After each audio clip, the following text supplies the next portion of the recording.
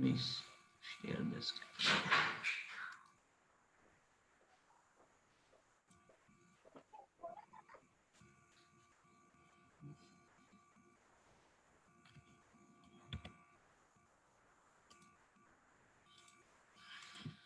So good afternoon, everyone. My name is Vikas Mohan. On behalf of CII, I welcome you all to this webinar on labor and employment workforce consideration for business continuity. We have 2 hours assigned to this webinar. So let me come straight to the issues. On 11th March, WHO declared COVID-19 as pandemic. In India, the central government declared lockdown of 21 days, started from 25th March, which is ending tomorrow. However, some states have announced for extensions, including Maharashtra, Odisha, and Punjab. Further, central government may extend the nationwide lockdown, and media reports say that second phase of the lockdown is likely to be less comprehensive than the first, and that agriculture, construction, and limited industrial activity would be permitted. Though essential services and other ancillary services are functioning, but there is a lot of apprehension and worry about business continuity, trade and industry growth, economy, job losses, and impact of COVID in the short and the long term, and how and when things seem to start coming back to normal. On 20th March, Ministry of Labor and Employment issued a circular advising various industries to not retrench any employee and continue paying the wages of salaries. It reads, all the employers of public-private establishments are advised to extend their cooperation by not terminating their employees, particularly casual or contractual workers, from jobs or reduce their wages, though the said circular is said to be an advisory in nature. Then on 29th March, Ministry of Home Affairs issued an order for constituting empowered committee under Disaster Management Act and requiring payment of full wages to the workmen. It reads, whereas to deal with the situation and for effective implementation of the lockdown measures and to mitigate the economic hardship of the migrant workers, all the employers, be it in the industry or in the shops and commercial establishments, shall make payments of wages to their workers. It is to be noted that Section 51 of the Disaster Management Act penalizes any non-conformity of the orders or directions. The Act has an overriding effect and it reads, the provisions of this Act shall have effect notwithstanding anything inconsistent therewith contained in any other law for the time being in force and or in any instrument having effect by virtue of any law other than this Act. Further, one needs to keep in mind the various provisions under various statutes, whether it is Industrial Dispute Act, Payment of Wages Act, Contract Labor Act, Interstate Migrant Workmen Act, etc., which do not envisage any situation of force majeure or intervening circumstances like COVID pandemic, wherein the work is ceased owing to any epidemic or its implication relating to payment of wages. In addition, various state governments have issued separate circulars. For example, Maharashtra, Haryana, UP, Telangana, Karnataka, West Bengal, all states have issued respective circulars also. We also need to take cognizance of the fact that state governments like state of Telangana has announced pay cuts for its employees ranging from 10 to 75%. Government of Maharashtra has announced a 60% cut for all its ministers and representatives of local bodies, whereas a cut of 50% in the salaries of class 1 and 2 of employees. Further, there was an announcement that the President of India, Prime Minister, ministers would take 30% pay cut amid coronavirus crisis. Also, various corporate leaders and senior management are also announcing voluntary pay cuts.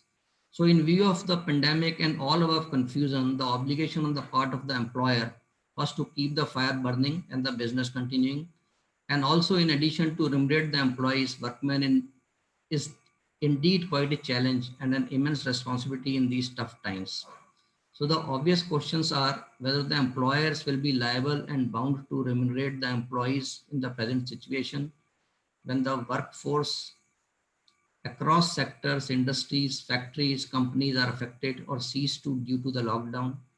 Employees defined in different categories also need to be looked into, whether employees in public services governed by the central government or state government or DOPT guidelines, employees in private sector, whether white collar workers or blue collar workers, so workmen, including contract worker, casual workers, migrant worker, workmen, employees drawing salary of more than 10,000 per month, etc., etc. So all these are the burning issues. And with this intent, CIA has coordinated this webinar to take the issues of the industry, the practical pain points, as well as the issues which are bothering to the various members and the employers, and then take it back further with the various ministry or to the government in terms of any making any recommendations for seeking any clarifications. So to deliberate all above important issues and to answer your queries, we have two sort of learned speakers with us. Anshul Prakash, partner, employment, labor and benefit practices, Ketan and Co. And also his colleague Deepak Kumar from Ketan and Co. They will be making a presentation initially for around 45 minutes and then take up your questions and try providing solutions. The plan is that first hour uh, uh, there'll be presentation 45 minutes 50 minutes, and immediately after that we will start with the Q&A, and the Q&A should be at least for 1 hour, and if time permitting more, so that more queries can be answered of the participants. In fact, we have received number of queries already. So after the presentation is over by these two speakers, then straight away we'll take those questions first, and then time permitting, you may ask your questions by raising hand, introducing yourself briefly, and then asking your question briefly. So with these opening remarks, I welcome you once again, and then may I now request Anshul and Deepak to take over and make the presentation. Thank you. Thank you very much, Vikas. Hi, everyone. This is Anshul, and pleased to have all of you this afternoon on this presentation, which is very aptly timed. We are about to hear the Prime Minister talking about a possibility of an extended lockdown tomorrow. The state of Maharashtra and a couple of other states have already extended, as Vikas has mentioned. Uh, Today's presentation is primarily about the essential perspectives which are coming onto the table for any employer today when it comes to dealing with various aspects of workforce management across sectors. And one would say employment and labor laws in this country are sector agnostic.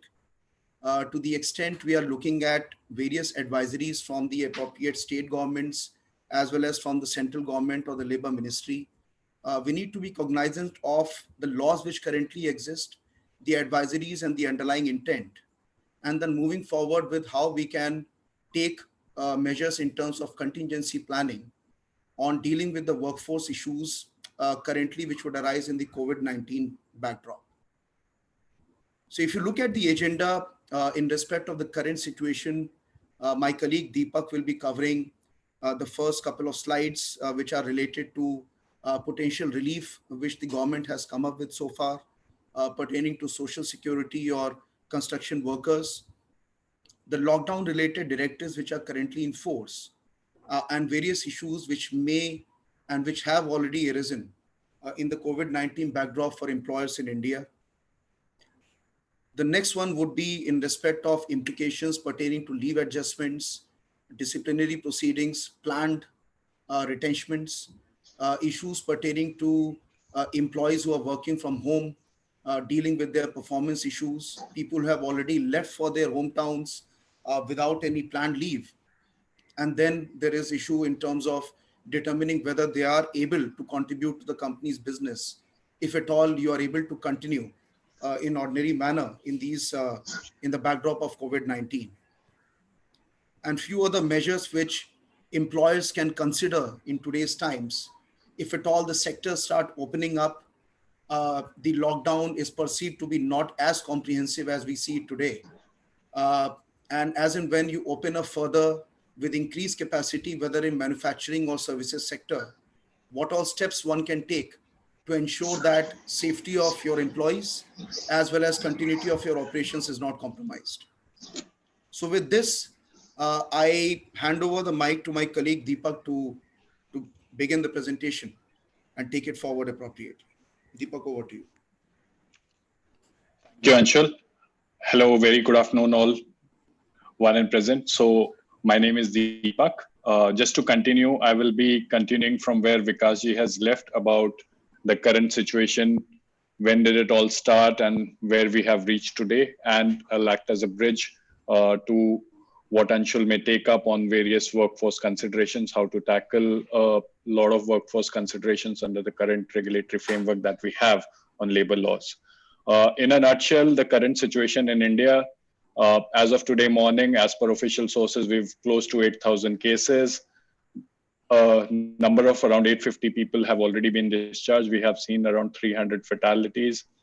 We, as Vikasji mentioned, we are right on the cusp of completion of the phase 1 of the lockdown. There are already talks about how and the phase 2 will shape up, with few of the states already issuing orders about phase 2, extending it for another 2 weeks. But we are expected to hear more from the central government and the PM himself as to how and where phase 2 will shape up.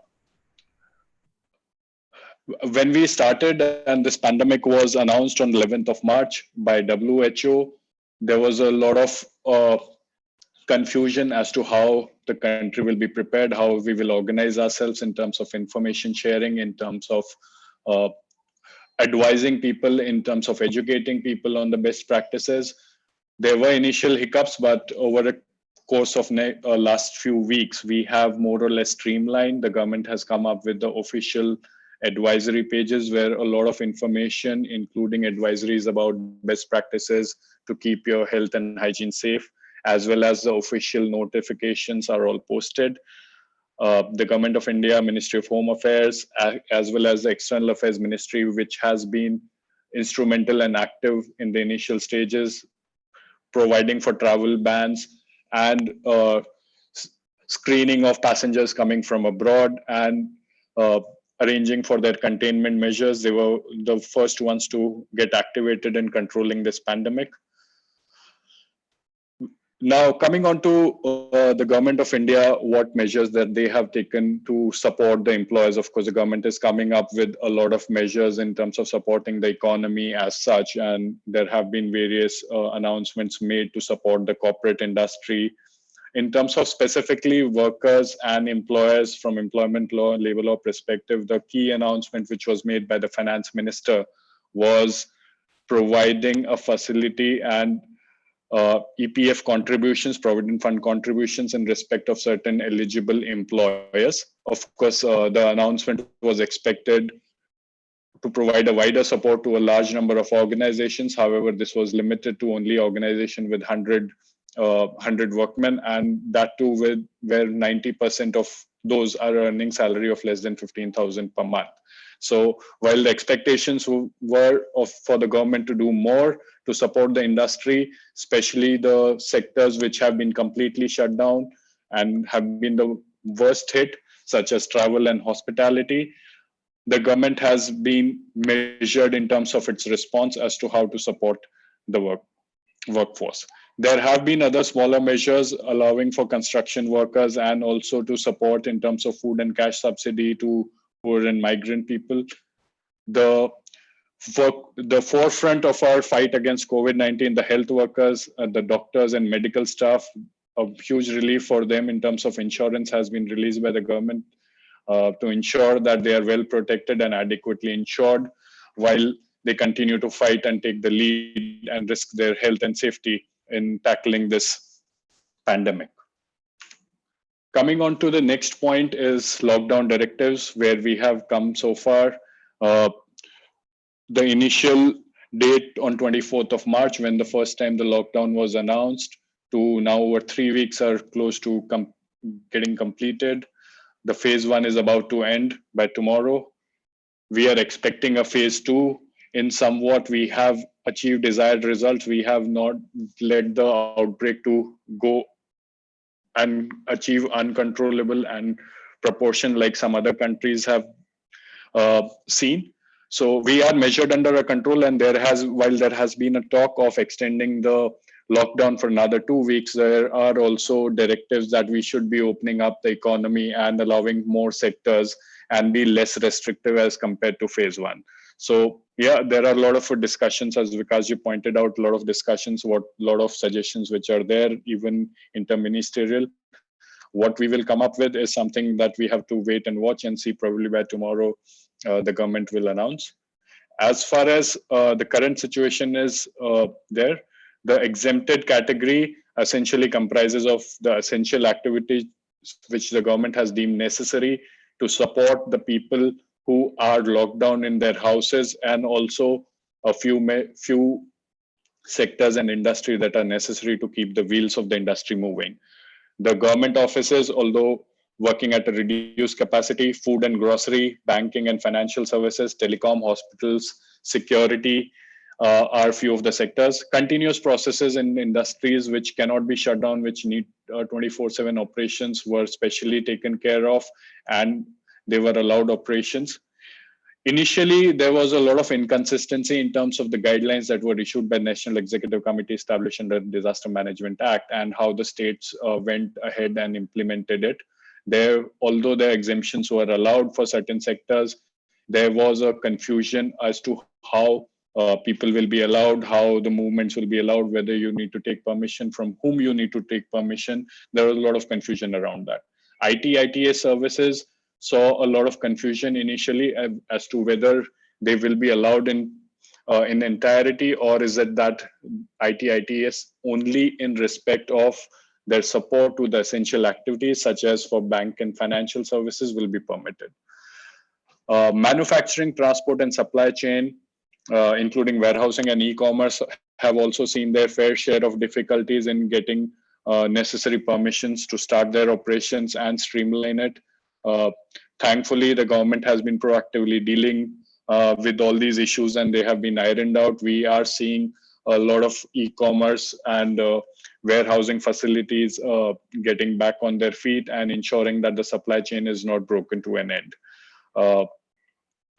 Important deliveries of medicines and food products, they have started. A few of the restaurants are also back on track. We are seeing medicines being delivered on doorstep, so that minimum inconvenience is given to people, so that they don't have to move out of their houses to get these essential services. On the next topic, which had started in discussion, was work from home. It started somewhere around start of month of March itself. A lot of organizations had talked about working from home. The government itself in the initial stages have encouraged employers and employees to stay at home, continue working from home as far as possible. While a lot of organizations, including ITES, are aware of the concept from work from home, probably we were not geared enough to move the entire operations from an office facility to work from home scenarios. So while we struggled in a couple of initial weeks, but it got streamlined over a period of time. And I believe right now the organization which can support work from home for their employees have more or less the infrastructure in place and the tools and IT equipment to ensure that their employees are able to function seamlessly and connectivity is there. Practicality across sectors was the first issue which came on when the discussions on work from home started. A lot of activities cannot be continued and allowed to be continued remotely, especially the manufacturing facility. But yes, there are non-core functions and some other functions which can be supported remotely, such as accounts, payrolls. Organizations have geared up to the task and challenge before them. They have made arrangements for ensuring necessary equipment and tools and IT resources to ensure that their employees are connected and they're able to use it. One of the examples we have here before us, this Zoom call and this entire webinar, is everyone is logged in from their respective comforts of their respective homes, and we are functioning as good as we would have been when we would have been in our offices. So yes, the equipment and the technology has come to our aid, and we are learning how to work remotely and see that in case we are geared up, in case we have to move away from the office scenario for a few days maybe. The biggest challenge in work from home scenario is how to monitor attendance, work products, and performance. That has been a key challenge initially when we all decided to move work and start working from home. Before that, when work from home policies were implemented, they were evaluated on a case to case basis. It was a few days for a few employees, and it was still easier to manage. When an entire organization or a big function moves to work remotely, there were challenges as to how to educate people and tell them how their attendances will be monitored, how their productivity will be monitored, and specifically when people have to manage their responsibility for home and work. So yeah, a lot of policy work and a lot of background and streamlining had to happen to ensure that the work from home becomes effective for employers as well as employees. Coming on to the third aspect of the lockdown directive was continued processes. As I mentioned initially, there was a recognition that there are industries which require 24/7 operations. They need to be exempted. There are processes which are running on 24/7 capacity. They just cannot be shut down. There was a recognition to that, but there was a confusion as to how the permissions for such operations will be procured. Uh, of course, it's streamlined over a period of time, with the government of India also coming out with a directive saying that these processes need to be facilitated. The employees which are required for running of these processes 24/7, their movement passes, their permissions will have to be secured by the state authorities. They cannot be lax. They need to be proactive in providing these permissions.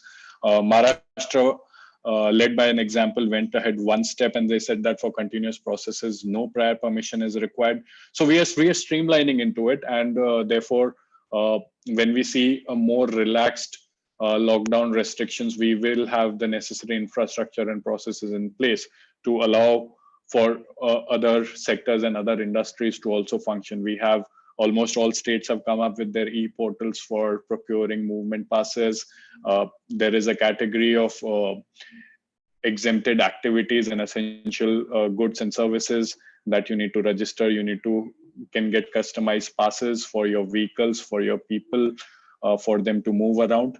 While the exempted activities are there and processes are allowed to run, there is also a directive from the government as to how best to manage the workplaces which are allowed to function. While it is important that you are allowed to function, it is also important that you take necessary safeguards and precautions so that we do not let the outbreak or infection get near a workforce population. It is important that this necessary sanitization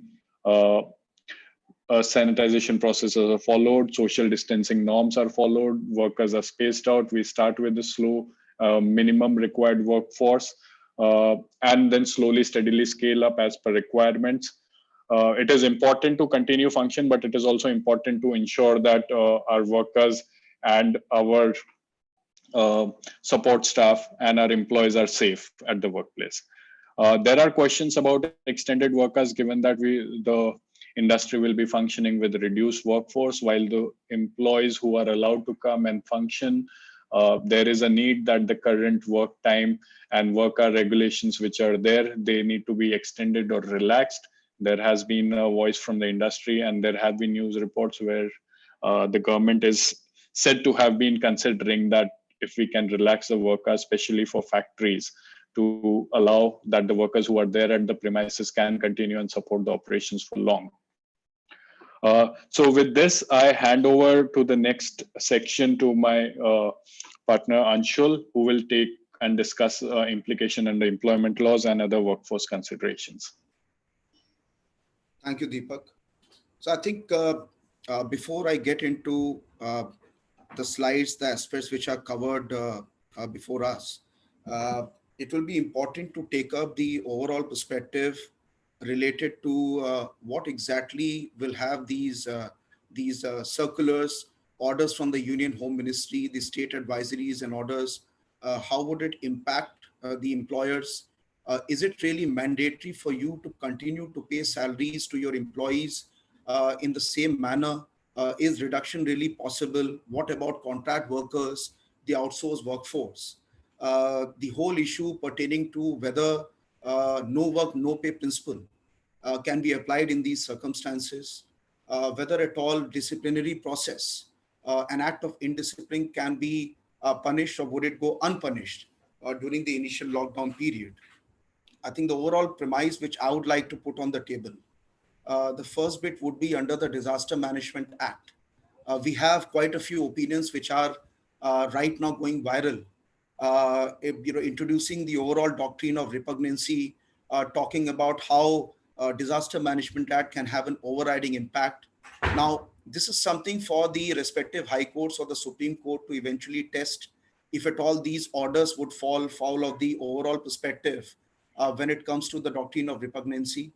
But as far as our view is concerned on the overall situation, while you need to be cautious during the initial lockdown period against taking any unilateral action against the employees in terms of reduction in wages or forcing the employees to proceed on leave without pay, if there is no work, if there is no operation which are being carried out. And I'm speaking specifically for those sectors where work from home is not a possibility at all. Not for the IT or ITS services where there indeed could be a standpoint where employees can contribute. But when it comes to manufacturing processes which are not eventually falling in the essential commodities sector, it would be important for one to ponder over the point as to whether I'm absolutely, blindly following the diktats or directives which are set out in the Union Home Ministry order. So the first perspective, which I would like to very quickly cover, is majority of the orders which have been issued by appropriate state governments about compulsorily paying wages emanates from the Union Home Ministry order. The Union Home Ministry order of 29th of March, if you look at the preamble, is essentially pertaining to the unprecedented humanitarian and health crisis which arose because of migrant workers moving from their current work locations to their hometowns, and because of the lack of any means of public transport being available, majority of these workers started moving on foot. The entire premise of social distancing took a beating. It was put in jeopardy. People were of the view that if this continues and states are not taking adequate measures to prevent the migrant workers from moving in such huge numbers, defeating the very objective of social distancing, then the entire purpose of this lockdown will be completely halved. So, from that perspective, the 29th March Union Home Ministry order was issued to the state chief secretaries. Now, I would be of the view that to the extent we are looking at the premise of taking the employees into confidence, we are looking at the overall perspective of ensuring how the wage structures are currently in place. We are looking at the non-essential, non-necessary constituents of wages. And to that extent, anything or any constituent of wages which are contingent upon fulfillment of certain requirements, if we can reduce the wages to that extent and not really touching the core perspective of the wage constituents of employees, at least during the initial lockdown period, it will not be something which can be absolutely deemed to be in complete non-compliance of the order of the Union Home Ministry and various state governments. The key is communication. The key is about how you perceive yourself as an employer. The key is about business continuity. Uh, Immediate termination is something which one would advise against, but yes, there are modalities involved. There are processes which could be followed to ensure that nobody falls foul of the law in the backdrop of these advisories. So with that premise, I start on the first bit about leave benefits. Straightforward coming on to the key premise of whether the employees can be deemed to be on duty. We have to also rely on some of the notifications which have been issued in the official gazette. For example, in the state of Telangana, very clearly it has been mentioned by the appropriate government, and this notification emanates from the state specific Shops and Commercial Establishments Act, which clearly contemplates those employees who are unable to report on duty due to the lockdown, employees who are not currently involved in essential services or essential commodities sector, where establishments are under complete lockdown. They will be deemed to be on paid leave. So, by virtue of a notification, a delegated legislation, the concerned appropriate government has come up with a notification which clarifies that there is a clear entitlement carved out in terms of leave for such employees over and above what is already provided for in the applicable law currently in place. So we have to rely on those circulars which are having an immediate force of law emanating from the key statutory provisions which govern employer-employee relationship. The basic premise of Disaster Management Act, and it would be important for us to consider as to whether this particular directive from the Union Home Secretary could be considered to be an effective tool uh, in terms of the larger workforce and not just migrant workers to prevent an outbreak? The answer would be no. This has to be looked at from the overall perspective of how the economy has shaped up, how the financial hardships could be there before several employers, before anybody could be forced to continue to pay wages, irrespective of the on ground dynamics or perspective each business or each sector would currently face. I will give an example of the state of Karnataka, which has issued a circular clearly specifying that for employees who have proceeded on leave because they have been diagnosed with the COVID-19 infection, that is something which has the force of law. You cannot simply ask an employee in those circumstances that whatever leave you have currently standing to your credit, you can avail it, and after that, it is leave without pay. The perspective here would be to act with empathy, specifically for those employees who are currently suffering or show symptoms and they are required to stay at home, or they are undergoing treatment at quarantine facilities identified by the appropriate governments. We need to ensure that immediate termination on those grounds or asking the employees to proceed on leave without pay uh, due to simple reason of them being symptomatic, these aspects ought to be avoided. Uh, just to ensure that we are all clear on the Telangana notification, that notification was essentially from the perspective of paid leave extended till 31st March 2020. There is ambiguity in relation to whether the same notification would also extend till 14th of April 2020. Having said that, we need to be cautious. If at all we are trying to impose any directive on the employees, forcing them to avail their leaves, we need to also rely on the state specific model standing orders, the central model standing orders, your own certified standing orders to ensure, if at all, adjustments of accrued leaves, leave entitlements in terms of earned leave or privileged leave can be allowed, or can we ask the employees to compulsorily avail those leaves during the lockdown period to the extent required.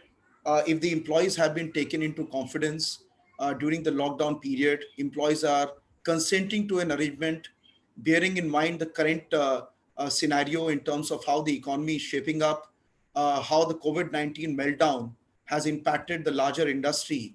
Our view would be that such measures should not be immediately putting you in the category of a non-compliant employer. The key would be, don't force anything, don't just convey, don't just communicate. The idea would be to take the employees into confidence, especially when you talk about presence of unions in your work premises. As far as no work from home, which I have already covered, in case of any perspective where we are looking at reduction in wages, not just about the contingent constituents of your salaries, but reducing the core components or constituents of wages of your employees, especially when we are talking about employees who fall in the blue collared workmen, non-managerial category, you need to follow the process. Industrial Disputes Act provides for an advance notice requirement. That's something which you ought to follow unless and until you are able to demonstrate that employees have been taken into confidence and they have consented to such arrangement. We have to also ensure that from a policy consideration standpoint, how we can look at possible disciplinary action against employees who are engaged in essential commodities, essential services sector. If the employee fails to report to work, despite the employer or the management having taken all necessary measures to ensure that he's able to report, in that case, one can definitely look at the perspective of no work, no pay. The idea would be to ensure that you still look at these scenarios with sensitivity. All of us are aware today's situation, things might be a little different as they appear on paper, as opposed to how practicality on these situations would really arise. Police has been particularly very strict in enforcement of COVID-19 lockdown measures. Even mission critical employees sometimes have not been allowed to commute on roads. So the idea would be to ensure that you do listen to them, you do ensure that immediate knee-jerk reaction is avoided. The idea is to retain the workforce to the extent possible. They are fundamental to our operations, especially from an essential services or essential commodity standpoint. But yes, if you take disciplinary action, even in COVID-19 backdrop, even during the lockdown period, by following the due process of law, we have the adequate paper trail in these circumstances, which are clearly demonstrating and reflective of actions or omissions on the part of an employee who has failed to report to work, who has been engaged or involved in dereliction of duty, who has been involved in act of misconduct. It is very much possible for you as an employer to undertake actions on disciplinary grounds. So having said that, overall standpoint would be to ensure that you don't take unilateral action, and whether it is till 14th of April or even otherwise, these are very sensitive circumstances. On ground dynamics have to be borne in mind. Any ongoing charter of demand related negotiations with your trade unions, and especially talking about the manufacturing sector, you can convey, you can take the trade union representatives into confidence. Talks of an immediate redundancy measure, immediate termination because of COVID-19 backdrop have to be treated very cautiously. You should not immediately take measures to retrench workmen simply because there is a lockdown. There are procedures which are set out in the law, specifically for the manufacturing sector, where you can arrive at an arrangement under the Industrial Disputes Act, as well as the model standing orders or the certified standing orders, or in case you already have a pre-existing policy arrangement with the employees, wherein you can look at the perspective of leave adjustments, you can look at reduce reduce compensation for these employees in terms of their wages for certain period of time. And under those circumstances, provided the employees are taken into confidence, one would not perceive that the DMA orders would continue to apply to you in such a manner that you are not able to take any steps, especially in the absence of any immediate steps which have been taken by the central government or the state governments to incentivize employers to continue to pay wages or retain the workforce. Next slide.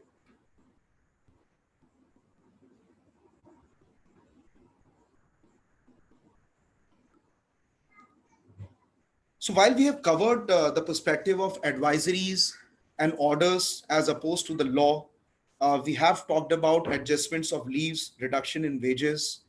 A couple of questions which are usually raised, and we have been addressing it for a while now, for employers across sectors, is about what exactly we can contemplate, even if we look at a situation where we continue to pay wages, especially for our regular employees. But what about the situation where the lockdown continues to exist, even for the next 1 or 2 months, not just 2 weeks? What about even after lifting of lockdown, the economic situation is such that even my clients have ordered me to ramp down my operations. The clients have driven away, they have invoked force majeure clauses, saying that we are suspending the services which you ought to render to us. What happens in those cases? Uh, so, from a business continuity measure standpoint, it would be important, especially from the outsourced workers category perspective, wherein you look at the existing contractual arrangement. If at all, irrespective of non-deployment of contact workers on your premises for any kind of services, you as a service receiver is obligated to pay certain minimum amount during the service suspension period. That needs to be assessed very carefully. uh, a simple immediate notice clause invocation against third-party contractors is considered to be an unavoidable case for certain industries. But we do understand the economic hardships which may be there, but the intention should be that the contractors have to be taken into confidence under certain circumstances, because when the sector opens up, you also need to be mindful of the fact that you will need workforce to some extent. Majority of these people could be migrant workers or could not be migrant workers. People who are completely rendered redundant. The question would be whether you as a principal employer will be liable to continue to pay wages to those outsourced workforce or outsourced employees, despite the fact that in the absence of any contractual stipulation, uh, it is the primary duty of the immediate employer, that is the contractor, to pay wages, even from the perspective of Union Home Ministry order or the state advisories or orders which are currently in force. As I mentioned, contractual stipulation has to be assessed very carefully before an advice can be given on that front. But yes, legally speaking, if there is an absolute non-deployment or reduction in outsourced workforce, your liability as a principal employer under the law will be limited to the services which are being rendered during the lockdown period, the number of workers who have been actually deployed on the premises, and not in respect of those workers who have not been deployed at all, based on a very clear communication which should be conveyed to the concerned third party contractors. In respect of on ground redundancies, when it comes to performance appraisals, when it comes to possibilities of advising any redundancies for certain positions in your organizations, to the extent you are able to demonstrate by way of clear paper trail that you can clearly distinguish between a simpliciter termination in the COVID-19 backdrop as opposed to somebody who has shown very clear trend of non-performance or underperformance over these years or in the last few months. It will not be completely illegal for you as an employer to proceed with having a discussion with that employee, apprising him of the current situation pertaining to his underperformance or non-performance, and appropriately proceeding in accordance with the terms and conditions of your appraisal policy, of the specific employment contract stipulation which may be there with the concerned employee. But large scale redundancies completely undermine the processes which are set out in the applicable law, especially pertaining to employees in the non managerial category.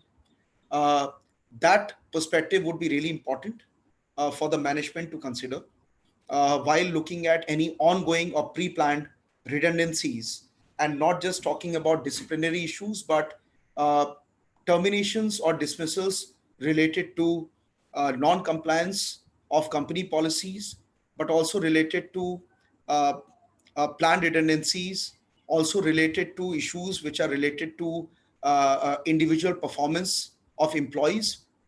For managerial personnel, I would also advise against having unilateral actions.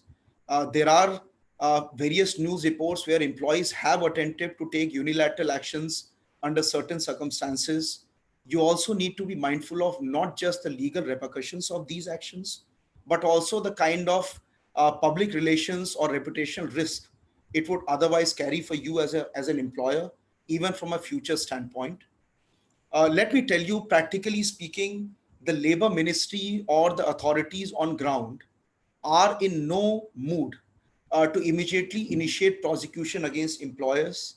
The overall perspective would be to first have discussions to understand what the situation would be for any employer on ground given the COVID-19 backdrop. So when you invoke layoff provisions, when you invoke retrenchment provisions, if you look at invoking any provision pertaining to your standing orders, which relate to leave adjustments of leave entitlement currently accrued to the employees, you need to be mindful of the fact that you are able to demonstrate that under no circumstances you have been talking verbally, you have been simply sending out missives to the employees. Another question which would be important here is how you communicate with the employees.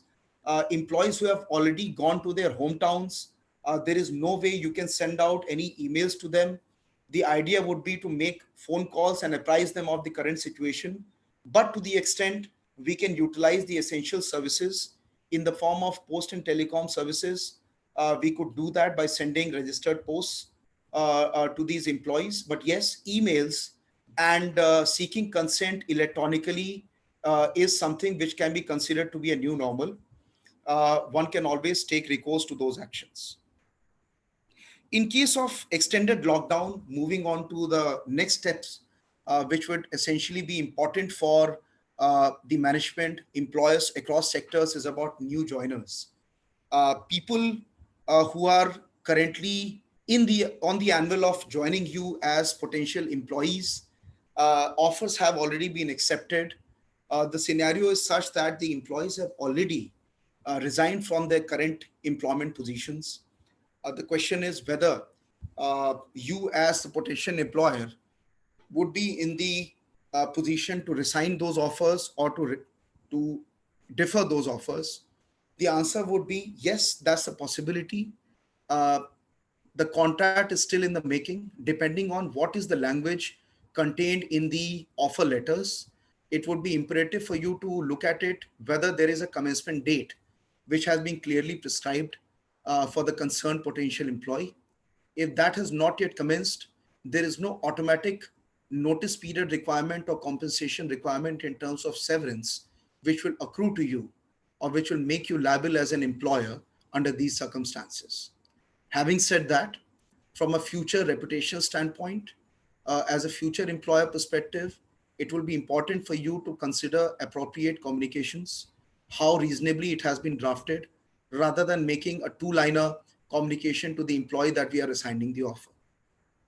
You need to continuously engage with your workforce, ensuring that there are enough hotlines or at least communication lines which are established for the workers who are even working from home, or workers who are currently staying at home, who don't have any responsibilities. Whether we can look at reskilling as an option, whether we can look at possible redeployment of the workforce once the sector starts opening up, once the lockdown is extended, and there is a phase-wise extension or opening up of sectors. Those options could be explored by the employers. Uh, Closure options, many employers have been asking questions that, given the current economic fallout of COVID-19, whether it is possible to shut down the undertaking. The answer would be under these circumstances, unless and until we are talking about a temporary closure on account of an epidemic situation, immediate closure, specifically for manufacturing establishments which are having 100 or more workmen, you have to follow the process. It may not be a very forthcoming approach from the appropriate governments. So you need to be mindful of the sensitivities which are currently there before you explore any option to shut down any processes, shut down your units. Proactive headcount reductions is another aspect which has been doing the rounds. Uh, I think the first premise would be, how do you identify department wise or processes wise or function wise, how you need to really go about from a future perspective any kind of rationalization of your workforce? Are you really looking at the future perspective where you need to retain your workforce, or you are mindful of the current perspective where employees may be required in terms of their necessary skills?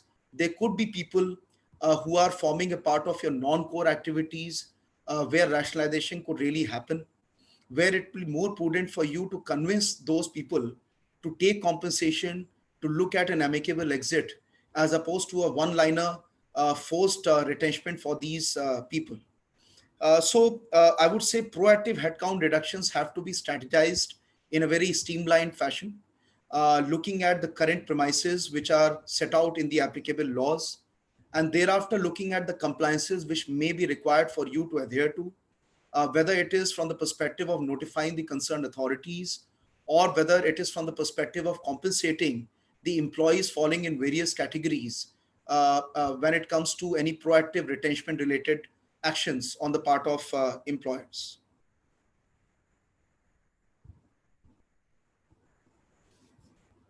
So I think with that, We will take questions as these are coming up. There's another slide which is talking about business continuity measures. I'll have my colleague Deepak take that up. Hi, thank you, Anshul. Just picking back from what I initially talked about in terms of planning for remote working and also planning for future in post-COVID era, and also taking inspiration from what Anshul just spoke. It is important that while the functions and organization that can continue to work remotely, they continue improving upon the efficiency of their remote working staff, uh, while at the same time they also need to plan for continuity in the post-COVID time era. It will not be the same situation for all employers across all sectors when the lockdown measures are lifted eventually. It will be important for you to plan for the future. How does it happen if the lockdowns, phase 2, we are already talking about a 2-week lockdown. What happens after 30th of April and 1st of May? We need to also strategize and think about how this may plan out. Whether we will see a further lockdown, whether it will be a further relaxed lockdown, or whether it will be a strict lockdown. You need to be dynamic in terms of your planning as to what may happen post the next phase. So first and foremost, on remote working, you need to promote remote working. Of course, a lot of organizations have now moved, a lot of functions have moved. We're still struggling with some of the employees managing the work on laptops and working remotely. It is difficult time. Efficiencies are taking a bit of a hit, but I believe with practice and with time, we will improve on this. We need to constantly engage with your employees to utilize and use the digital resources while being mindful of the fact that you appraise them of data security and maintaining confidentiality while using a lot of these online tools and resources. Private messengers like WhatsApp, what information can be shared on private emails, private messengers, or what channels and what tools need to be utilized for official communication. It is very important to advise your staff and have a lot of sessions to appraise them about this. Effective remote work management, as I emphasized, you need to have a policy, you need to improve upon it, you need to be mindful of the staff that you have. Some of the startups and the new age companies have a lot of younger staff which are quite familiar with IT tools and infrastructures. You may have more traditional sectors and organizations where the employees would want to take a little bit more time getting used to the new age technology and the new age tools for managing their work.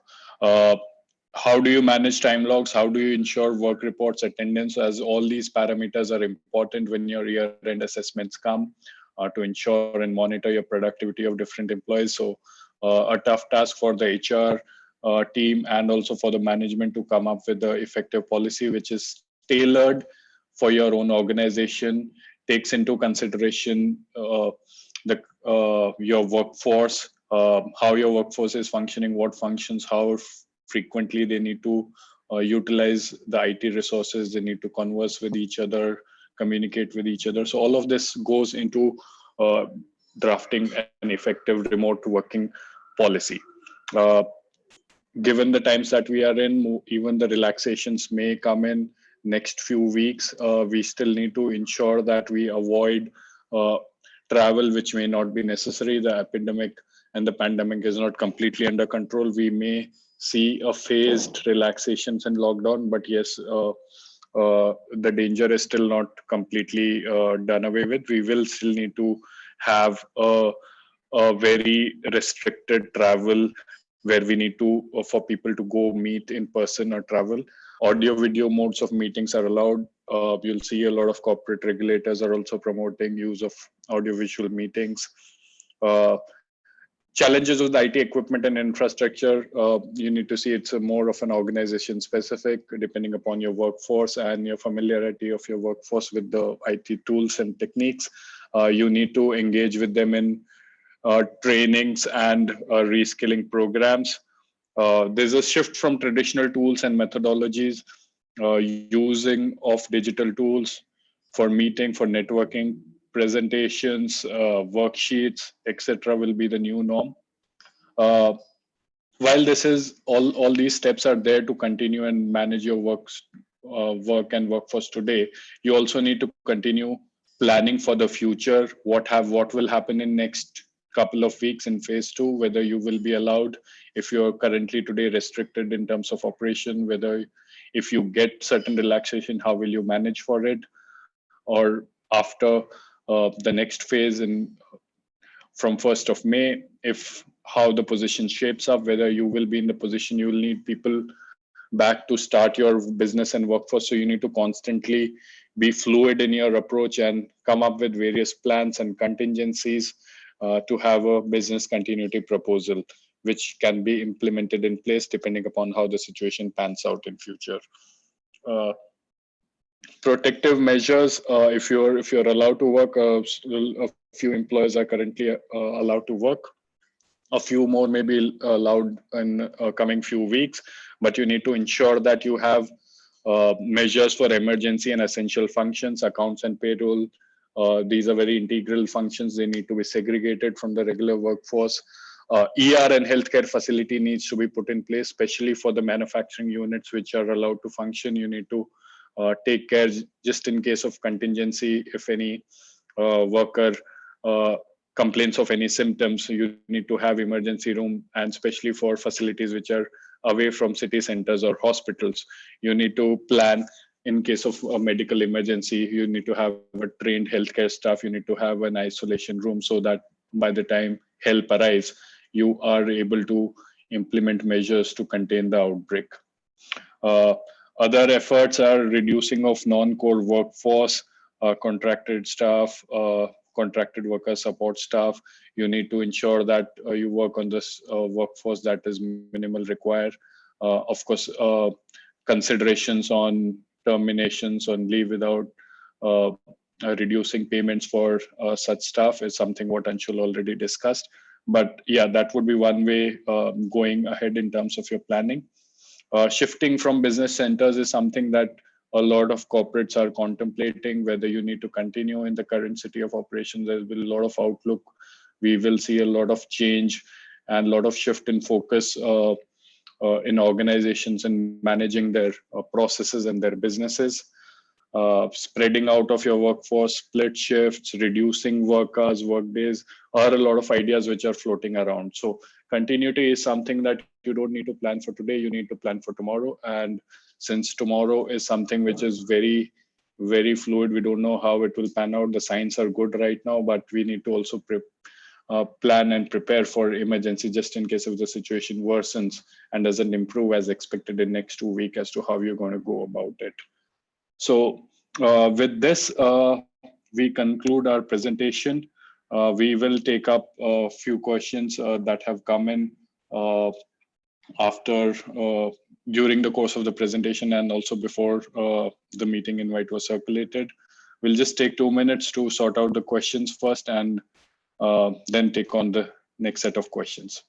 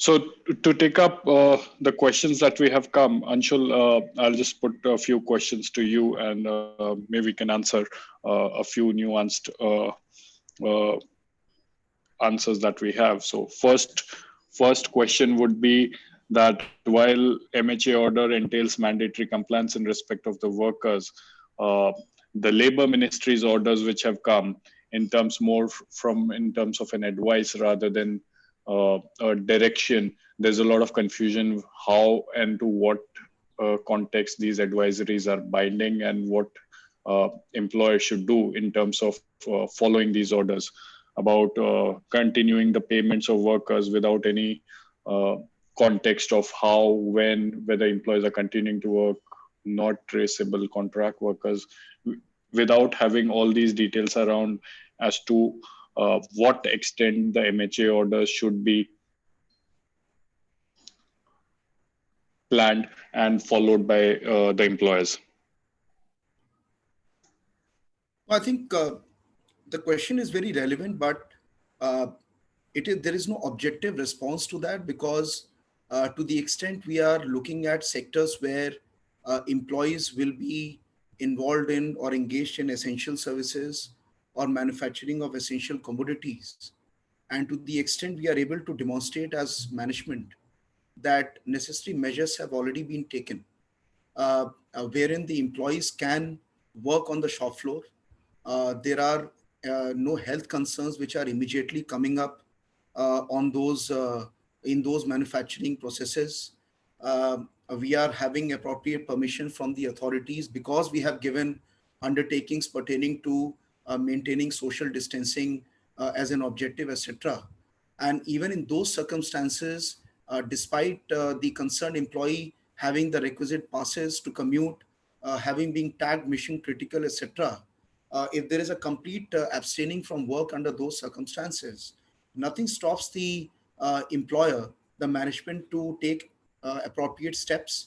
The first bit, which usually from a due process perspective would be to send out a warning uh, concerned to the concerned employee, seeking the reasons as to why he was unable to do that. But till the time he's unable to report, or till the time he fails to report to work, that period will be considered to be leave without pay. No work, no pay principle can be made applicable in those situations. You cannot be forced as an employer to continue to pay wages just because there is an order which does not really contemplate or takes into account other dynamics which may exist in an organization. And also from outsourced worker standpoint, it is the duty of the contractor to ensure that his contract workers are deployed on my premises as a principal employer. If the contact workers, despite the fact that I've clearly conveyed their services would be required, and they fail to be to report at the workplace, there is no obligation on my part as the principal employer to continue to pay wages or continue to pay service fees to the concerned contractor or the outsourced workers.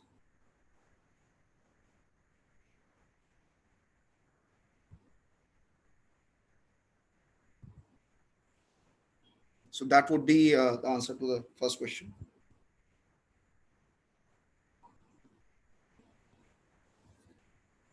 Yeah.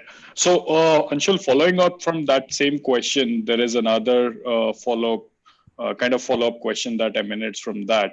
Very interesting thought.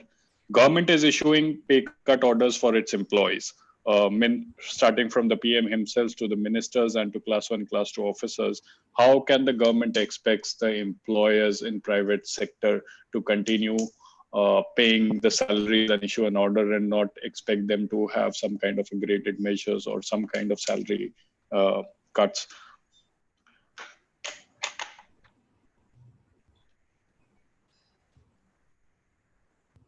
No, I think that's the dichotomy which currently exists. Because if we are looking at the order in terms of its entirety from the Union Home Secretary, then it ought to apply to all organizations and not just private sector employers. To the extent given the current economic circumstances, the overall emphasis would be on conservation of your liquidity. And if the government is taking those steps to ensure that we start right from the top, we probably keep the lower strata or the workforce untouched, or looking at some very reduced percentage of reduction in their wages, is it something which should be considered to be non-compliant? And that's why the dichotomy exists. The government itself across the country, all these state governments have indeed come up with various measures to reduce the current remuneration for their employees in various departments. Uh, and to the extent it is a measured attempt to maintain cash flows, maintain liquidity, or to minimize operating losses. Yes, an argument can be drawn from that premise that even the governments are looking at cash conservation or liquidity conservation steps to curb expenses, to curb expenditure from a future standpoint. But there is no objective answer to that question which has been posed. But yes, an argument can be drawn on that premise. Great. Coming on to the next question, I'll take that one up. So there's a lot of questions floating around the PF advance scheme that the government has promised and the finance minister announced, but we still don't seeing very clear measures as to how this will work. And of course, PF department has not been very forthcoming in terms of how any defaults or delays in payments will be catered, while there have been other regulators who have been benevolent in extending the deadlines for due dates of payments and returns. So to that, what we would like to answer is that the PF department have recently come out with an FAQs. Yes, it would have been difficult for them to collate data of which employers would be eligible to receive the benefit of the announcement made by the PM.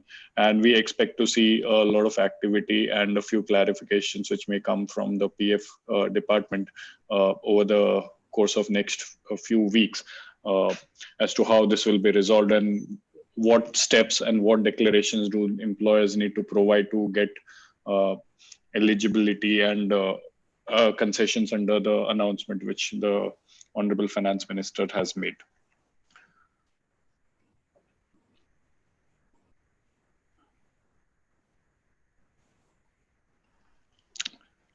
The another question, Anshul, we spoke about it previously during our presentation. It's again a lot relating to the contract workers and the staff, some of whom are not contactable or probably they have moved to different states or different cities.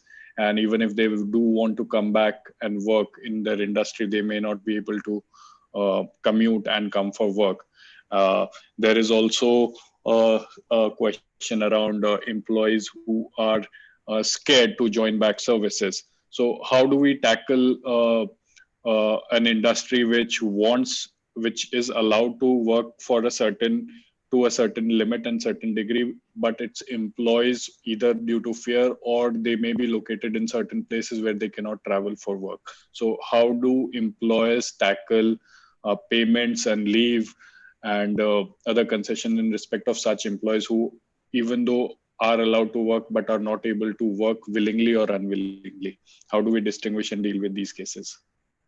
So I'll take the first part first, because there may be employees who may have gone to their hometowns, uh, I would say on unauthorized leave, and there are situations where nobody has informed the line manager or immediate supervisor, and under those circumstances, to the extent it could have been possible for such an employee to work from home, provided he had the necessary facilities. Had he continued to stay at the same place, the vicinity or his work location where he currently has his residence, instead of moving to the hometown, in that case, one could really look at what measures could be taken to pay him reduced salary, or whether we could talk about him to have availed leave, looking at the perspective of whether reduced payment can be done or whether we can consider him to be on leave at that point in time, and his accumulated leave or leave entitlements currently accruing to that employee can be adjusted. So that is one. The other bit would be employees who are scared, who are not able to report on duty. The first premise would be we have to look at it, as I mentioned earlier also, the on-ground circumstances. All of us are aware there are several states in the country who do have specific containment zones which have been declared. Now, except unless and until you are a designated health worker, even if you have a pass, even if you are deemed mission critical, it may not be possible for people who are residing in that containment area to move out or go in. So under those circumstances, you have to be a bit, I would say, empathic in your approach.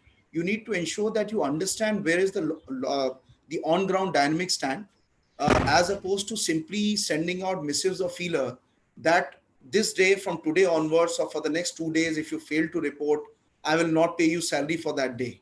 So one has to be a very streamlined, in his approach when you deal with employees. But yes, to answer that simple question about if somebody fails to report, despite all measures being taken, keeping the underlying on ground situation in mind, no work, no pay could be adopted as a measure, provided you have the necessary communication, which is sent out to the employee in this regard. Nobody should be kept in dark, and suddenly there's a surprise which springs up in the future about wages which have been paid to him.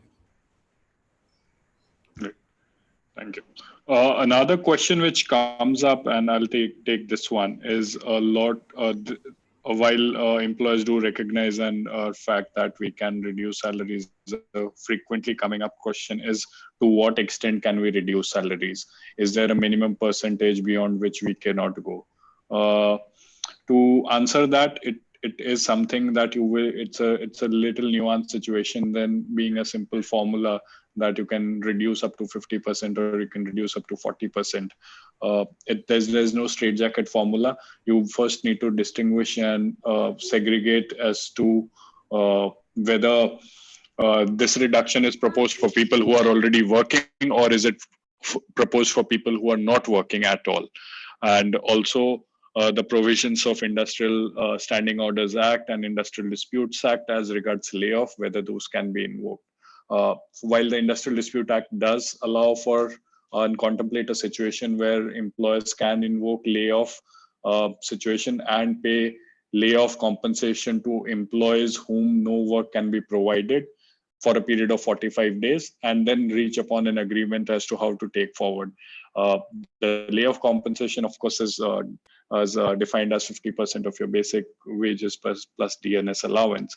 But layoff is something which will not be applicable to each and every employer under the Industrial Disputes Act. It's only factories, mines, and plantations which are typically can take benefit of this provision. Commercial establishment, typically ITA services, will not be able to take benefit of this. And as Anshul pointed out, we will have to mindful of the fact and reach up to an agreement with the employees as to what level of pay cut is proposed for them, and what they are comfortable with to manage and help the company during these times of crisis. You have to be sensitive about it. You have to come up with a plan that and a graded salary cut is probably the first step to start off. So you have to be reasonable in the approach and be able to explain that this is how you've come up to it. Everybody needs to support the business continuity, and this is how we have come up to a proposal. Be mindful of the fact that the lowest rung of your workforce may not be able to take that much of an hit. They need to be able to support their livelihood, food and shelter requirements as such. So all these factors and considerations will come into play when you devise a proposal for wage reductions for your employees. Your business is functioning, how long your business has been shut, what are the cash flows. A lot of thought process and a lot of factors go behind coming up with a wage reduction proposal. But yes, so long it is reasonable, so long it is justifiable, well explained, and takes into considerations people's need and balances it with the business requirements, this is something that you may be able to sail through with your employees with minimum resistance. Anshul, next question that we will take forth is on the contract labor. It's a lot of industries have either had to completely shut down or are operating at minimal capacity, which can be managed by their primary employees. The contract labor used to be there as a portion of your workforce to support the production when it used to be at a peak time. So a lot of employers, and especially in the manufacturing sectors, either are not able to support or take any contract workers, or they have to work on a very reduced capacity of contract workers. So the question arises is how long and to what extent are we liable to bear payments and salaries for the contract workers who are not deployed and who are not able to continue work? Thanks, Deepak. So I think this question is very relevant in today's circumstances, but I think I will take a more nuanced approach while responding this one. The reason being that all our attendees here would also, I would say, cater to the fact that many times you would have contract workers who have been there on your premises. And I'm not talking about what service agreement you have with the contractor, but it could be usually the case, especially in the manufacturing sector, where the same set of contract workers have been deployed on your premises for several years now. To the extent you are able to demonstrate that it is indeed a relationship between a contractor, a principal employer, and the contract workers who are immediate employees of the contractor, there is no immediate relationship in terms of any benefits which have directly accrued from the principal employer to these contract workers. To the extent we are also not able to, we are able to distinguish whether these contract workers per se have been members of an existing trade union, have been part of any existing charter of demands which have been duly agreed or signed by way of a CBA between the management and the trade union concerned. Legally speaking, from Contract Labor Regulation Abolition Act standpoint, a principal employer will not be liable to pay wages for the period during which a contract worker is not deployed. So my responsibility in terms of disbursement of wages to any contract worker who's not deployed in my premises will not get triggered unless and until we are also looking at the contractual stipulations which may be there with the outsourced services service provider, that you need to continue to pay certain minimum wages to the concerned contract workers even during the period of non-deployment. And given the concerned, I would say, consistent sensitivities which are currently there on ground, you may also look at it from a future perspective, because situation may be there for 2 months or 3 months, but as and when the sector opens up, when you're open to resume operations, you will need the same set of people to come back to the shop floor. So my suggestion would be that you have to look at it from the overall standpoint rather than a short-term perspective, where you are currently looking only from the perspective of reducing expenses on wages to contract workers and employees, but also from the perspective wherein you need the same set of people, the same set of helping hands once the operations would resume. And mind you, it will be a very difficult proposition to get back these people from from their homes, from wherever they are, if they are not really assured of what benefits they would continue to get from the contractors or from the principal employers. So it could be a way, a middle way could be that you are looking at payment of at least some subsistence allowance for the contract workers, if it is likely that you are looking at resumption of operations even at a reduced headcount basis. But it's a nuanced question. There is no straightforward answer, but these factors have to be borne in mind when you need to address these specific issues in your organization. Great. So another interesting question which comes in is during the lockdown period, and of course, we're talking about industry which is not able to function, or employees who are not able to or not required to report for work because we're working on a reduced capacity. Will the lockdown period be treated and counted towards continued service for various benefits and requirements that we have under our labor laws, such as IDA Act, Gratuity Act as such?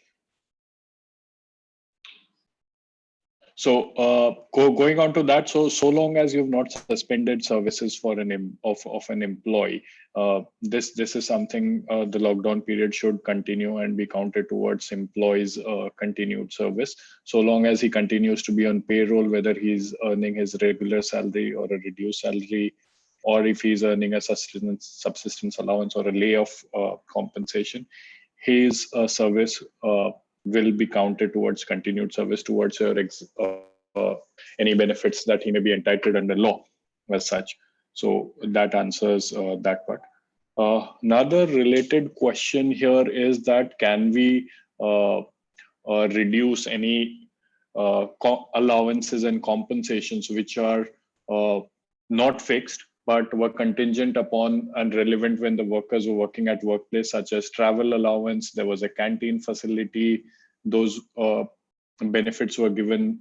And when the employees are either working from home or not working, is an employer justified in reducing or not making good the benefits which were being provided when in the ordinary circumstances?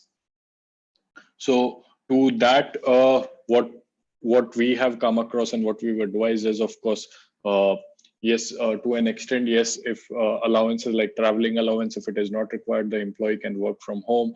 He's not required to travel. The employer can hold back such allowances. Of course, you need to see whether these allowances are in nature of a fixed compensation or are these in form of reimbursements. Allowances such as meal allowances and canteen allowances, where these facilities are not being availed of or provided to employers, are also something that can be scaled back by the employers without attracting any adverse reaction from the authorities.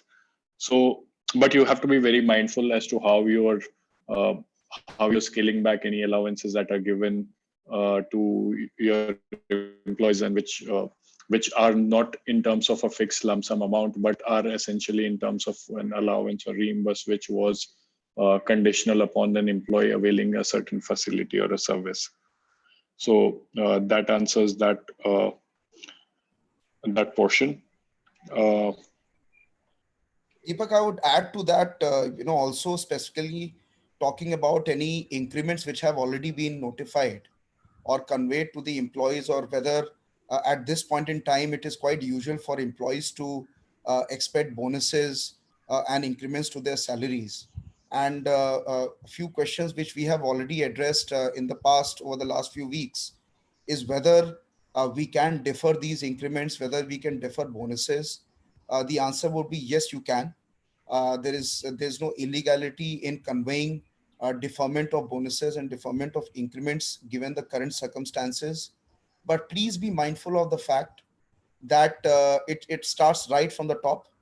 It should not be the case that the managerial cadre or mid-management to top-level people are taking home bonuses.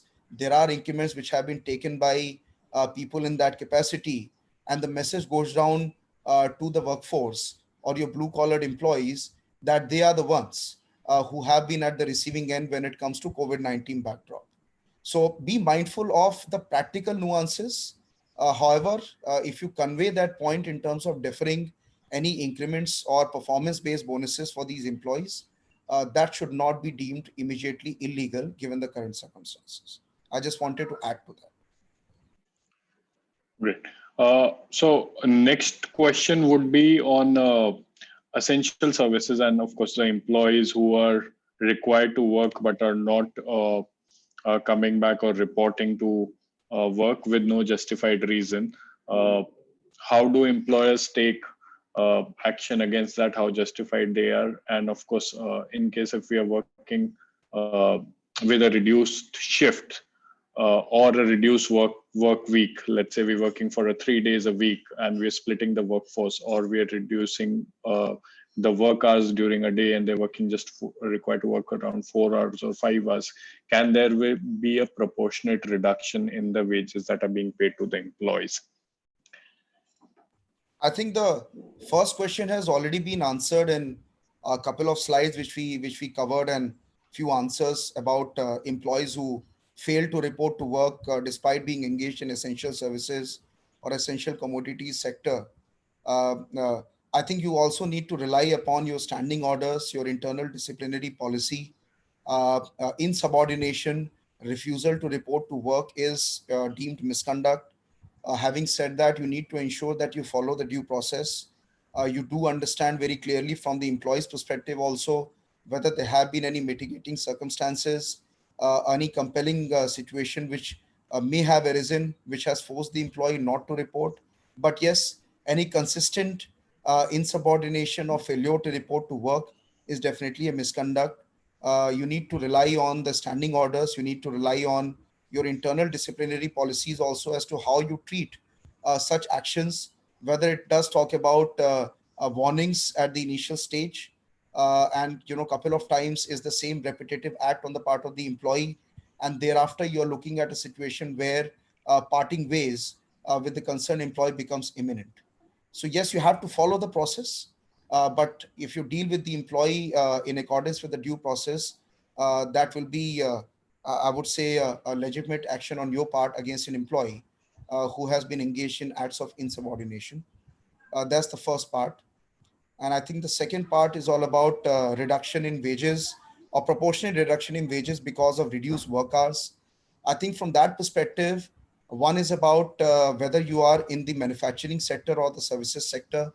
You cannot unilaterally tell the employees that we are reducing the number of hours unless and until we are talking about those sectors where there are certain employees or workers whose overall compensation is completely dependent on the number of deliveries or number of sales which have really come up in terms of commission, etc. That needs to be looked at and assessed separately.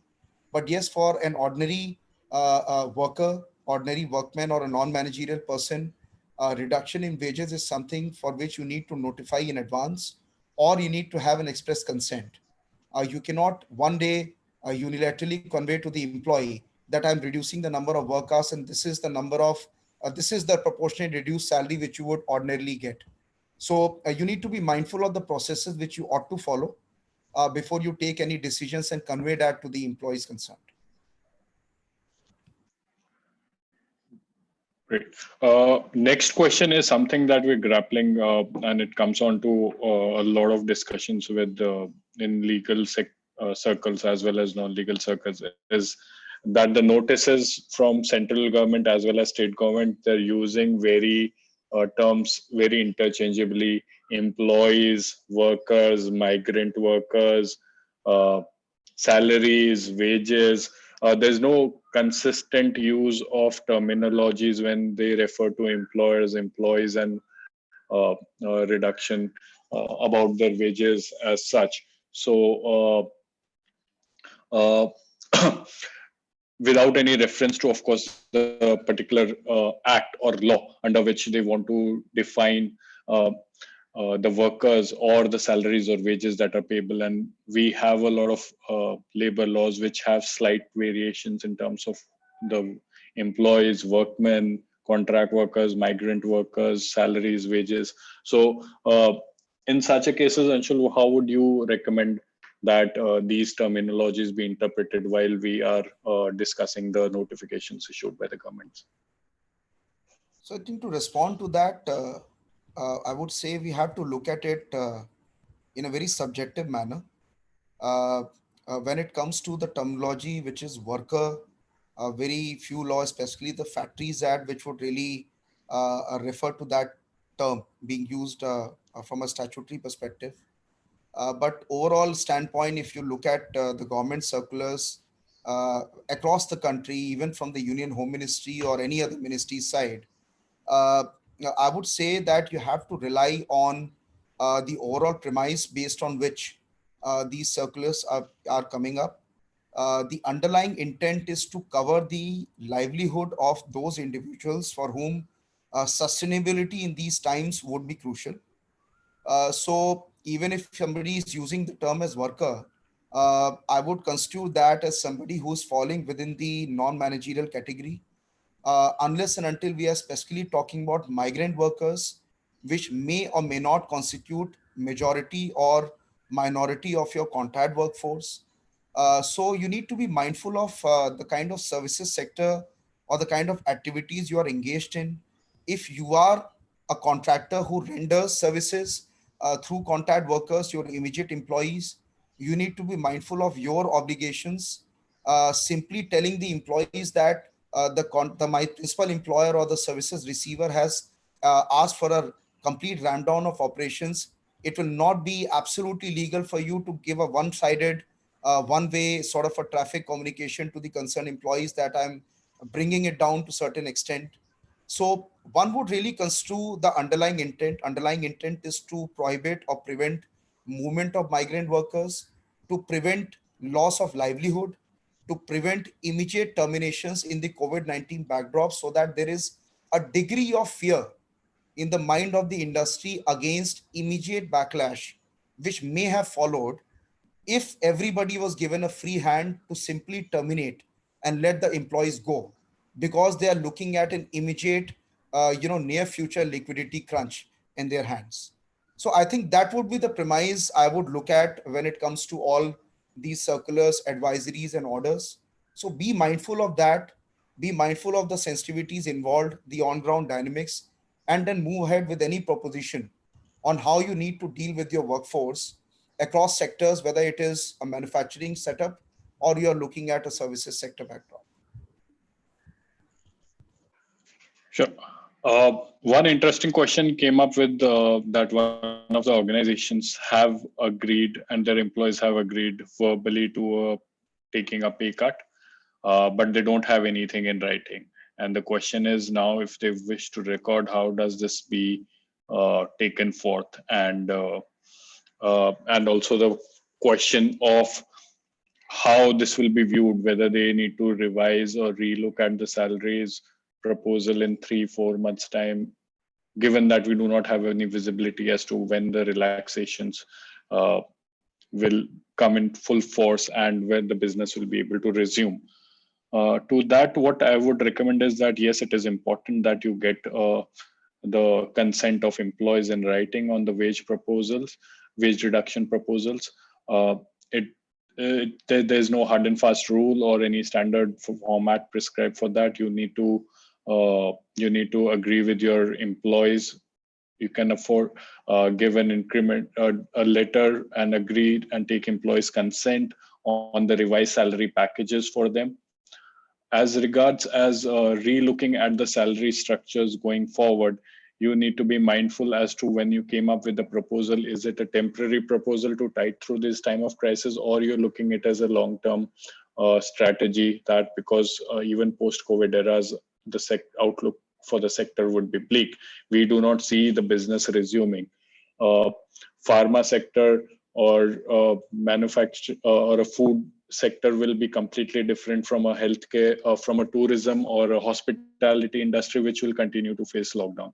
So in terms of relooking at your wage reductions, whether they are temporary pay cuts, whether they are a long-term strategy, when do they need to be looked at, it is something that you need to develop, keeping in mind the requirements of your business. What status is what is the status of your cash flows on your business? How does the outlook look once your operations resume? Will you see how much time will you take back to return to the levels that you were in the pre-lockdown era? All these questions will go about in drafting and in getting a thought behind as to when can you implement and restore the salary levels for your employees.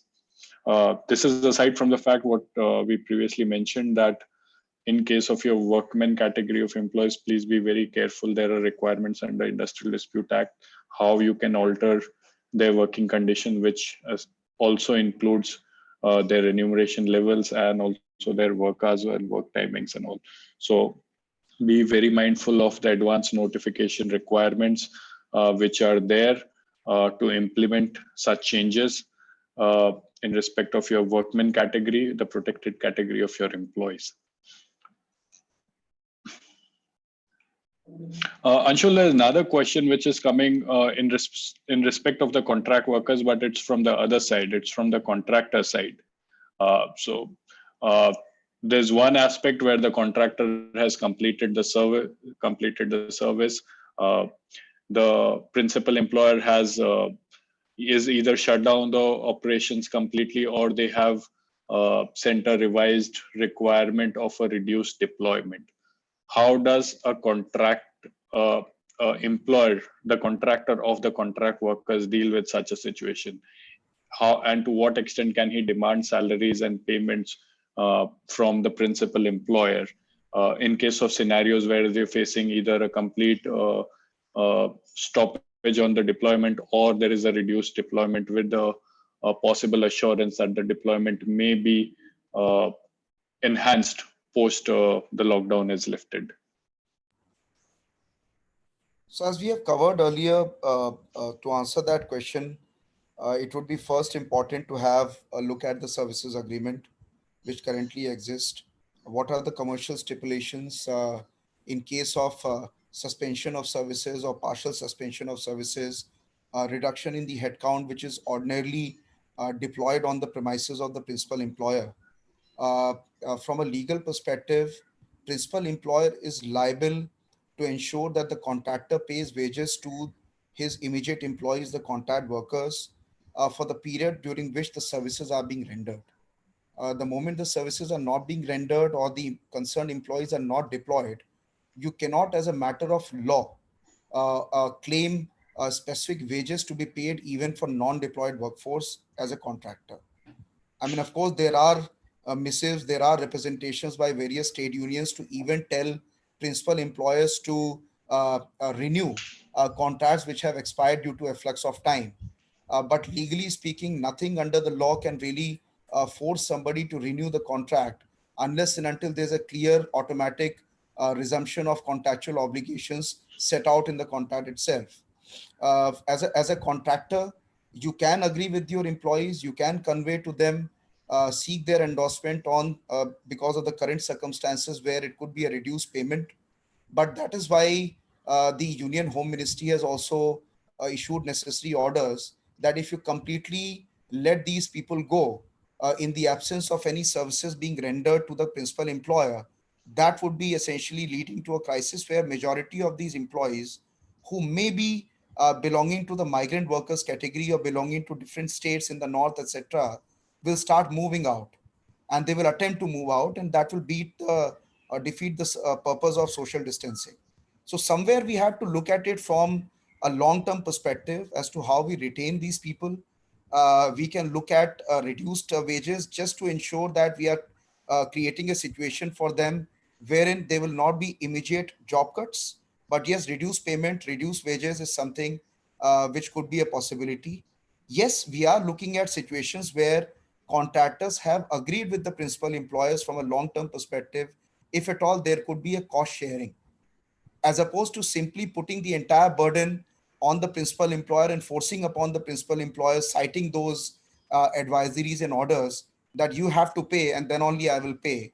You need to ensure that you pay, and you talk about sharing the cost subject to the commercial arrangement in that regard.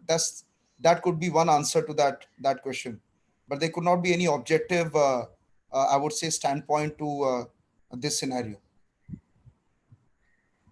Right. So there's very interesting thought which has come in, and a very strong observation which Anshul you were talking about previously, that a lot of bigger manufacturing units and which are hugely reliant on the workforce, which is not essentially legally speaking interstate migrant workers, but they are have migrated to different states to come and work for job. And in case of a partial or a complete shutdown of any of the industry, it is important that you retain this workforce just in case once the lockdown is lifted, because it may not so happen that the migrant workers who have returned back to their workplace, it will be very easy for them to come back and resume their business. So the question here is that how do you ensure that the constant supply chain of migrant labors is resumed, or for an employer to plan that although you may be working on a reduced capacity today, but you may be opening up and you may need those workers back in another 15 days or 1 month's time. And can an employer develop facilities of providing food and shelter at the factory premises itself? And can they legally are they legally allowed to do that and request the workers to stay at the premises and make them temporary residences for such workers? So to answer to that, yes, it is a very important point that we have been emphasizing to a lot of our clients from day one, that please don't initiate a knee-jerk reaction. You need to plan for continuity. as to what happens when the uh, restrictions are lifted and the business activity is allowed. And a lot of industries which are heavily dependent upon this labor and the workforce, they need to be mindful of the fact that when their operations resume, where will their workforce and staff come back if they have already migrated back to their hometowns? Because it is not as if the train and road and rail networks will all be started immediately, and you will have the a steady flow of workforce uh, for your business once the lockdown is lifted. So yes, given that scenario, it would not be unjustified for you if you provide and plan and offer your workers temporary shelter and arrange for their food and other facilities, even though everyone may not be required to work full time on the same capacity. But yes, anything that you do which is on humanitarian grounds and also to ensure that you have a steady supply of your workforce uh, should not be questioned by the authorities.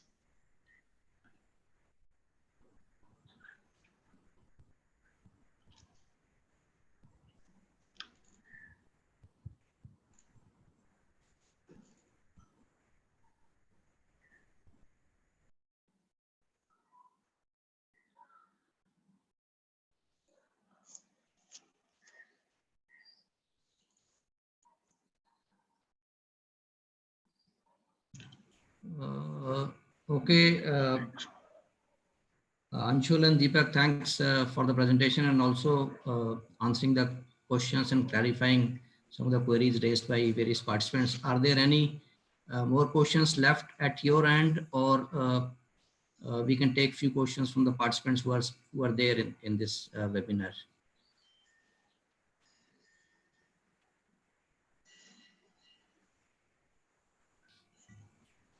So I think we had some questions which we have responded. I think there were few overlaps, Vikas, which we had to really take up together to avoid repetition of similar responses. Um, so from that perspective, we have taken up a majority of the questions which came up. Nature of that is largely similar. Uh, I think couple of points which were there in terms of whether the government is looking at any further incentives to incentivize the industry to continue to pay wages on the similar lines as how a few European countries, Canada, and few states in the USA have done. I think we have to really wait and watch. It is not really absolutely evident to what extent such benefit packages can be introduced. I would say the economic situation is quite fluid. So we need to keep a track of what the government would come up. We have to wait for what Honorable PM is going to announce tomorrow. So that's a wait and watch scenario for us. But Deepak, any other questions which we need to immediately respond? We can really take it up. I think Anshul just is going through the entire list, and there are a lot of questions. I'm just seeing if No problem. what Okay. we've covered. So, ladies and gentlemen, just bear with us. We are trying to collate all the questions and try to give you more streamlined responses as opposed to just abruptly responding to a particular question. So, Deepak, yeah, please go ahead. So yeah, one set of questions is about the implementation of that PF concession scheme, which is formulated by the government, and a lot of employers uh, are in the dark about how this will be implemented. Where do they need to do about this? When does a 3-month window start? Will it start from next month? Will March be counted towards it? Whether they need to pay and get a refund? How will that come? The relaxations in case if employees have agreed to a reduction of their salaries, the consequent reduction in their contributions, if any, how will those be implemented? These are few questions regarding compliances and the procedural laxes, and I understand there is not much of a guidance from PF or ESIC and other labor authorities in terms of how they wish to tackle and how they're proposing to help employers tide through this time. So the first part I'll take forward is that unfortunately there's not much of a guidance from PF authorities as to how this concession scheme will will come into play, whether you will get a refund in case if you make payments or if you wait for the government's directions, whether the PF authority will demand late interest and penalty from you. There's not much clarity, unfortunately. Will not be of much help here, but we'll need to approach the PF authorities and constantly bug them to get a clarification in this regard. The other question, Anshul, I'm sure we would have captured this. Just to clarify again, that in case if a section of employees have agreed to a reduction of their wages, they've consented to reduce wages, and if the employer has to, there's a consequent reduction in their statutory contributions, as to how likely is it for authorities to question them, and if yes, they can question them, what grounds and reasons do the employers have to justify and contest any claims from authorities in this regard?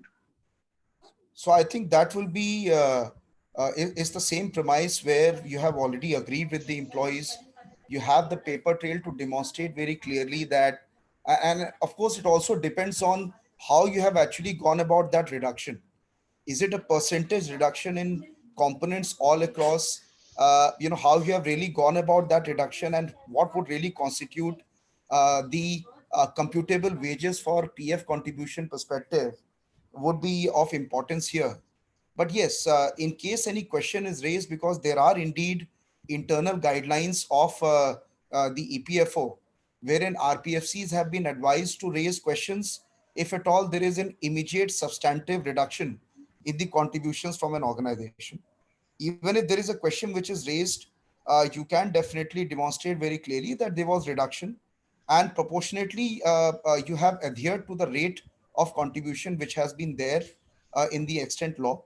So to that extent, you are compliant. It's not about obliviating your position or your stand as an employer or to avoid any liability, but you are paying indeed on the reduced wages which have already been agreed with the employees.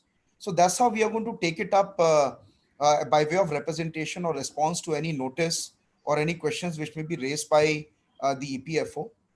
Just to add to the point on what Deepak has just mentioned about the scheme, the subsidy scheme for employer and employee contribution for select establishments, there is a scheme document, but the problem is that scheme document has not yet trickled down to the enforcement level, to the RPFCs for them to issue enough communications which are adequate enough to give clarity on how it is going to be implemented on ground. So there are some undertakings, there are some formats which have been provided. It does talk about certain requirements, but one needs to be mindful on how the RPCs at local level are going to eventually let you take that benefit, provided you fall within that minimum eligibility criteria for an establishment to get those benefits. Two related points, Anshul, on this is that salary cuts, how low can they go? Can we go below the minimum wages levels which are there, or do we still need to adhere? And when we talk about the percentage cuts, I think it would also depend on the kind of wages you are paying to the employees. In the current circumstances, minimum wages across the states, for example, in Maharashtra, could be on the higher side, especially for Zone 1 and Zone 2 regions. So, looking at that, if you are agreeing or notifying the employees and employees have agreed to reduce wages, to the extent we are looking at reducing the wages such that we are touching the minimum wage aspect is fine. But if you are already paying minimum wages to the employees and then we are looking at reduction, it could become a slightly contentious issue because subsistence for an employee may be questionable. So there is no set pattern or set statutory limit up to which you can reduce it, but be very cautious. Be cautious of the components which you intend to reduce. Let's say the basic component which has been maybe distributed amongst various allowances as part of the ordinary salary of an employee. You can look at that in terms of percentage reduction across constituents and then arriving at a figure which could really be creating an impression of a reasonable subsistence allowance for the employees. So it is not the case that if you reduce or go below the minimum wage criteria in agreement with the employees, it will be an immediately illegal stand on your part. But I think you need to be cautious on how you are determining wage reduction, because every time, in my view, it is not the case, at least in my experience, that you pay only minimum wages to the employees. So be mindful of what are the constituents, and accordingly, we have to arrive at a particular position on how percentage-wide deduction can be implemented across grades of various employees. Great. So I believe the last topic touching this issue is what if any employees or any bunch of employees do not consent to um, probably reduction of their wages or working on utilization of their leave as such, or any measures which the employers propose, how to tackle such category of employees. I mean, it's a very, I would say, these are difficult circumstances, very unprecedented. Uh, Looking at this situation, we have come across some employees who have objected to such moves or such actions on part of the employers. But I think the overall premise is that we are not talking about majority of them. There may be few who have very clear sensitivities involved, personal obligations. So one needs to be mindful of those issues and make them understand on a case to case, one on one basis, that this is something which will keep their job secure, uh, keep them within the system, looking at it from a long term perspective. Employees also need to shred the victim image, because everybody is a victim right now, whether it is the management or the workforce. So nobody is, really enjoying this show. Nobody is really enjoying these circumstances. So everybody is under pressure. One needs to be mindful of the fact that you cannot just have a one way, whether it is the employee or the employer.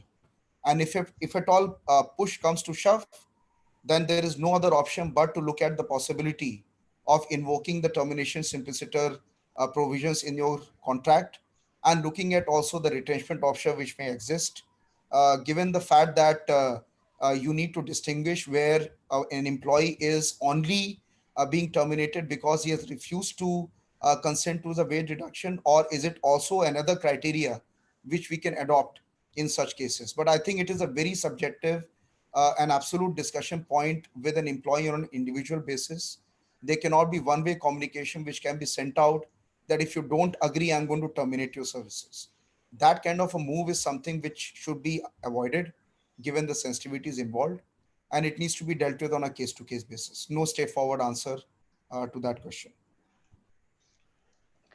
So before conclusion, I'll just take one more question. I believe which came again, and what we discussed, it's around work from home policies and how to measure productivity and see effective control. Again, as we had previously mentioned, is it's an unprecedented scenario even for companies which had a work from home policy for their employees. This scenario where everybody is working from home is not something that a lot of organizations are accustomed to. But yes, to derive at and to formulate a policy and parameters by which you can effectively measure the productivity and the time spent by employees who are working remotely is something that you have to customize as per your own organization. And it may vary from different functions. It may vary from different category of employees. That is something you'll have to create and come up with based on how you measure work products, how the work products being provided to the management. There are a constant feedbacks sessions which are there uh, within smaller teams, which operate in smaller teams, where for team leaders to uh, have a control and a feedback on how the team is operating. But yes, there's no straitjacket formula. You have to devise a policy and formulate a mechanism that is tailored to a particular section of employees, to a particular organization or particular function. And it may be different for different categories. Team leaders and managers may have a different measurement scale to measure the productivity, whereas individual contributors could be measured based on their work products that they submit. So this is something which is unprecedented. Yes, we have to come forward, but it is an opportunity for employers also to have this kind of an alternate arrangement in place, just in case that if we tomorrow face with an eventuality where we have to decentralize and employees get to work remotely or in smaller number of groups, how best we can effectuate without affecting the productivity as such. So with that, Vikasji, in our mind, we have covered almost, or we try to cover almost all questions. Some of them were clubbed together, but in case if any of you feel something we've not specifically addressed, feel free to write an email to the CII team, and we'll work with them and try our best to address any queries that may have been left unanswered. Over to you, Vikasji. So thank you very much, Anshul and Deepak. I think that was a very detailed, very elaborate, very informative presentation, and you have covered the aspects from a wider angle, whether it is from the various statutes, whether it is Ministry of Home Affairs directive, or whether it is other directives, whether labor law, etc., and the state government's separate legislations, etc., and the scenario in which where the employer, as well as whether it is a workman, whether it is a white collar or a blue collar, whether it is a contractual, and the obligation of the employer, and also on the other side, the uh, the tough points at which the employees stroke the workmen are there. And then your advice is very valuable, I think, to all the listeners and the participants, that one has to be very cautious and very mindful, and also see the other side before taking any decision as well as any steps, so that it would be in these challenging times would be favorable to both the parties. And then we have to also see from a long-term perspective, so that when this is over, then the harmony in employer and employee relations should prevail, and then everybody should work to work better for the betterment of the industry.